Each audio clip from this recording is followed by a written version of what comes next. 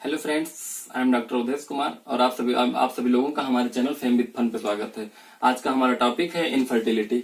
Infertility को हिंदी में कहते हैं बांझपन। हिंदी में से बांझपन कहते हैं, या सिंपल लैंग्वेज में अगर इसे कह लें तो unable to produce.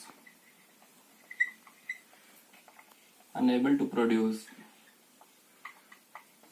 Unable to produce means जो पैदा न कर सके, उसी को इनफर्टिलिटी कहते हैं। भगवान ने, नेचर ने हमें ऐसा बनाया है कि जैसे हम हैं वैसे ही ऑर्गेनिज्म को प्रोड्यूस करने की क्षमता रखते हैं। हम ही नहीं, जितने भी लिविंग ऑर्गेनिज्म हैं सबके पास ऐसा कैरेक्टर है कि उनके जैसा वो ऑर्गेनिज्म प्रोड्यूस कर सके। तो वो तरीका कोई भी अपनाए, सेक्सुअल रिप्रोडक्शन, एसेक्सुअल रिप्रोडक्शन या वेजिटेटिव प्रोपेगेशन, तो हम बात करेंगे अपने फेवर में।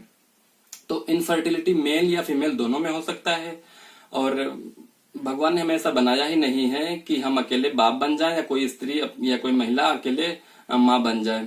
इसमें दोनों का होना आवश्यक है। यहाँ कोई पार्थिनोजेनेसिस थोड़े ना होती है।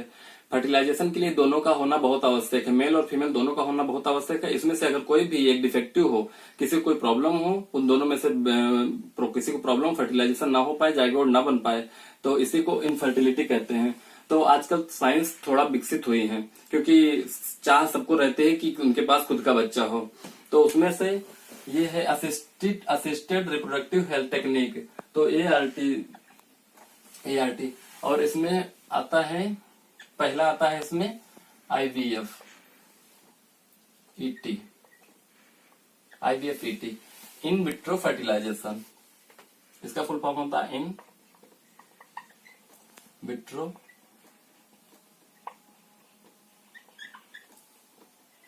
फर्टिलाइजेशन।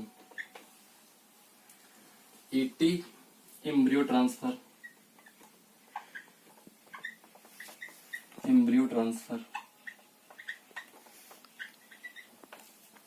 हमारे पास बहुत सारी टेक्निक है, आर्टिफिशियल या असिस्टेड रिप्रोडक्टिव टेक्निक बहुत सारी ऐसी हैं जिनसे हम बच्चा आर्टिफिशियल तरीके से पैदा कर सकते हैं।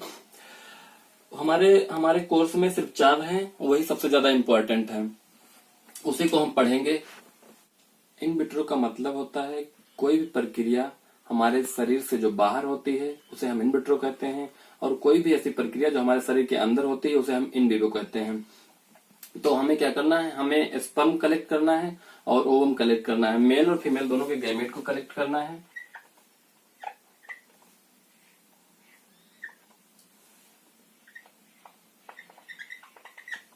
गैमेट, मेल और फीमेल के दोनों के गैमेट कलेक्ट करना है, और हमें बाहर लेबोरेटरी में या टेस्ट ट्यूब में उन्हें फर्टिलाइज कराना है, तो बनेगा जाइगोट।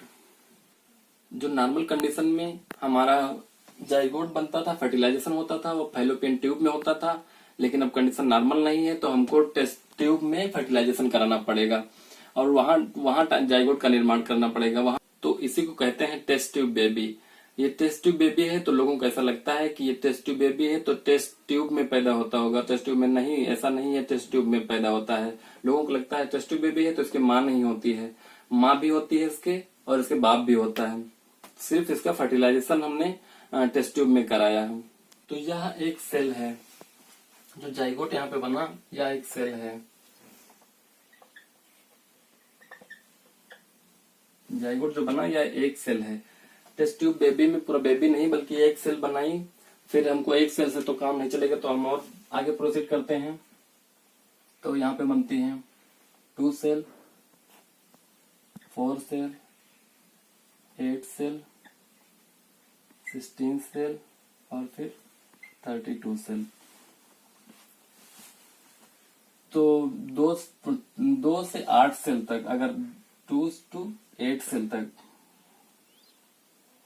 हम एम्ब्रियो ट्रांसफर करेंगे, तो ये हम करेंगे फैलोपियन ट्यूब में।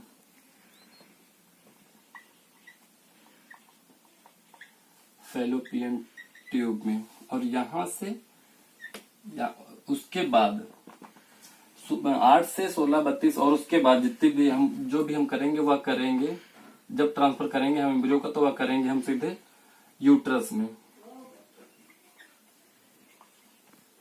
यह जो 2, 4, 8 सेल का जो हम एम्ब्रियो अंदर ट्रांसफर करेंगे वह फैलोपियन ट्यूब में करेंगे, और 8 साल के बाद जो हम ट्रांसफर करेंगे तो वह हम यूट्रस में करेंगे। जब हम फैलोपियन फैलोपियन ट्यूब में ट्रांसफर करते हैं तो इसे बोलते हैं जिफ्ट। जिफ्ट। और जब यूट्रस में करते हैं तो इसे बोलते हैं IUT, इंट्रा यूट्रस ट्रांसफर। और ये होता है gift, zygote intra fallopian transfer. या जिफ्ट और IUT ये दोनों ही यही एम्ब्रियो ट्रांसफर है। एम्ब्रियो ट्रांसफर,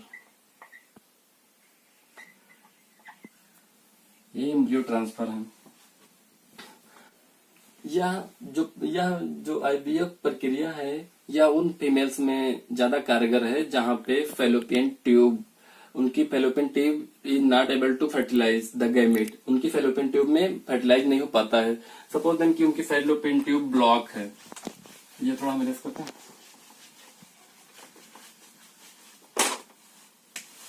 फैलोपियन ट्यूब ये फैलोपियन ट्यूब अगर ब्लॉक है कहीं से, दोनों फैलोपियन ट्यूब उनकी अगर ब्लॉक हैं तो क्या होगा कि जो गैमीट इनका होगा, जो ओवम होगा वो उधर नहीं जा पाएगा, और जो स्पर्म होगा वो ऊपर नहीं जा पाएगा, और ओवम नीचे नहीं आ पाएगा। तो जो ओवम स्पर्म का मीटिंग नहीं होगी तो फर्टिलाइजेशन नहीं होगा। तो वहां पे हमको IVF कराना पड़ेगा। तो आपने देखा होगा जगह जगह हॉस्पिटल के सामने लिखा रहता है IVF सेंटर, उसका हॉस्पिटल का नाम और IVF सेंटर लिखा रहता है। तो वहां पे यही IVF टेक्निक की जाती है। लेकिन इस देखने और सुनने में ऐसा लगता है कि बहुत आसान होता होगा, लेकिन इसके बहुत सारे प्रोसेस, बहुत सारे स्टेप करने होते हैं।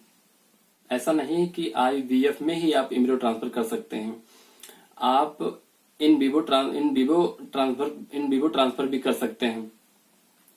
आप जिफ्ट या IUT के माध्यम से किसी फीमेल के यूट्रस में, फैलोपियन ट्यूब में या यूट्रस में ट्रांसफर कर सकते हैं। लेकिन यह टेस्ट ट्यूब बेबी नहीं है, क्योंकि टेस्ट ट्यूब बेबी जो होता है वो आउटसाइड ऑफ द बॉडी, और बॉडी के बाहर जो प्रक्रिया होती है वो टेस्ट ट्यूब बेबी होता है। और यहाँ इनसाइड द बॉडी, ये टेस्ट ट्यूब के बाहर हो रहा है, अंदर हो रहा है, शरीर के अंदर हो रहा है, इसलिए ये इन विवो होता है। एम्ब्रियो ट्रांसफर के लिए जिस भी एम्ब्रियो का इस्तेमाल कर रहे हैं, वो किसी भी सेल स्टेज का एम्ब्रियो हो, या जरूरी नहीं कि इन विट्रो फर्टिलाइजेशन होता है, इन विवो फर्टिलाइजेशन भी कर सकते हैं।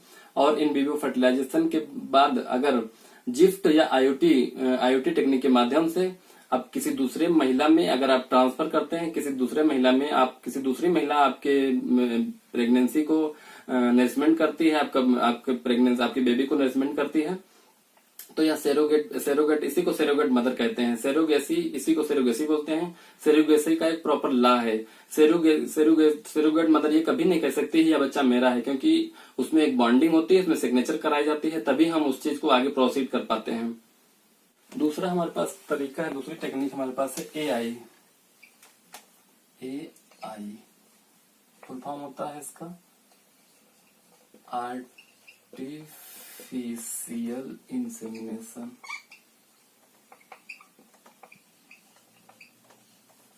आर्टिफिशियल इंसेमिनेशन यहाँ ये ऐसे कपल में कराई जाती है जहां पे स्पर्म काउंट बहुत कम होता है। यहाँ पर स्पर्म काउंट बहुत ज्यादा कम होता है, या फिर male in unable to insemination, male insemination नहीं कर पाता है। हमारे बॉडी की, हमारे शरीर की बनावट ही ऐसी है कि अगर हमारे पेनिस में इरेक्शन नहीं होगा तो वह वेजाइना में इंसर्ट नहीं कर पाएगा, और अगर वेजाइना में इंसर्ट नहीं कर पाएगा तो इंसेमिनेट नहीं कर पाएगा, वह इंसेमिनेशन नहीं कर पाएगा। तो उसमें या आर्टिफिशियल इंसेमिनेशन कराया जाता है, या किसी हेल्दी डोनर को लिया जाता है, या उसी हस्बैंड के स्पर्म को कलेक्ट किया जाता है और आर्टिफिशियल तरीके से इंसेमिनेट कर दिया जाता है। अब हम आते हैं तीसरी टेक्निक पे, ये था दूसरी। तीसरी पे आते हैं हम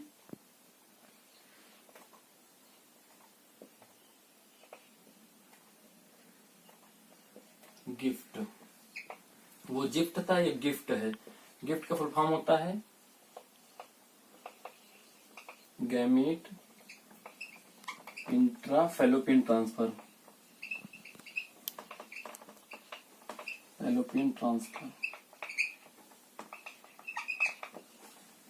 गैमीट इंट्रा फैलोपियन ट्रांसफर या उन फीमेल में कराया जाता है जिसमें फीमेल गैमीट तो बना सकती है, लेकिन गैमीट को फर्टिलाइजेशन के लिए वहां पे इन्वायरमेंट अच्छा नहीं होता है, वहां पे इन्वायरमेंट नहीं होता है गैमीट फर्टिलाइजेशन के लिए। इसलिए हम क्या करते हैं, किसी हेल्दी डोनर का गैमीट लेते हैं और उसी फीमेल के अंदर हम इंसर्ट कर देते हैं और हम उससे कहते हैं कि तुम आज ही तुम इंटरकोर्स करो। और अगर ऐसा नहीं हो सकता है तो हम आर्टिफिशियल तरीके से इंसेमिनेशन भी करा देते हैं। तो इसमें यही गिफ्ट है, गैमेट इंट्रा फैलोपियन ट्रांसफर। जो गिफ्ट होता है उसमें इंट्रा फैलोपियन और इंट्रा और इन विवो दोनों हो सकते हैं, लेकिन जब हम गिफ्ट पढ़ते हैं तो गिफ्ट में सिर्फ इन विवो होगा। अब आते हैं चौथी प्रक्रिया पे। ये है ICSI।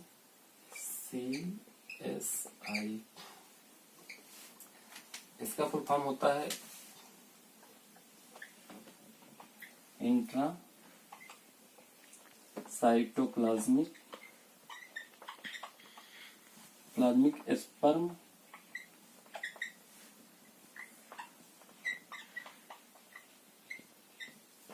इंट्रासाइटोप्लाज्म sperm injection. इसमें क्या होता है, इसमें कोई भी मेल जहां पे स्पर्म काउंट बहुत कम होता है, मींस 100 या 1000 के आसपास होता है, तो यह बहुत ही कम हो गया। हमारे स्पर्म का काउंट लगभग मिलियंस में होता है और यह बहुत कम होता है। तो यह क्या होता है कि यह जो ओवम है उसके साइटोप्लाज्म में पेनिट्रेट नहीं कर पाता है, जाके पेनिट्रेट नहीं कर पाता। तो हम क्या करते हैं, एक हेल्दी स्पर्म को लेते हैं और ओवम के साइटोप्लाज्म में सीधे पेनिट्रेट कर देते हैं। तो यह इंट्रासाइटोप्लाज्मिक स्पर्म इंजेक्शन ये हो गया। तो ये हमारे जो सिलेबस में है 4, उनको मैंने बता दिया। और ये सब उन कपल में कारगर होते हैं जो अनेबल टू फर्टिलाइज, जो फर्टिलाइज इनफर्टिलिटी की कैटेगरी में आते हैं। यहीं पे खत्म होता है, फिर हम मिलेंगे किसी नेक्स्ट वीडियो में। तब तक के लिए बाय बाय।